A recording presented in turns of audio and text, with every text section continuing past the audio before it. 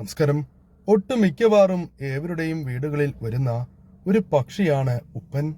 ഉപ്പൻ ലക്ഷ്മി നാരായണ കടാക്ഷമുള്ള പക്ഷിയാണ് എന്ന കാര്യം നാം അറിഞ്ഞിരിക്കേണ്ടതാകുന്നു.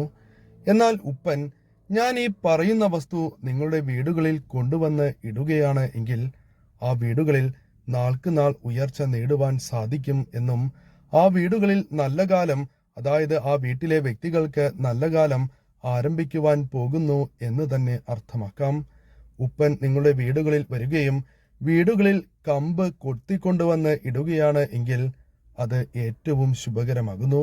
ആ വീടുകളിൽ പല രീതിയിലുള്ള സൗഭാഗ്യങ്ങൾ വന്നു ചേരാൻ പോകുന്നു എന്ന് തന്നെ അർത്ഥമാക്കാം.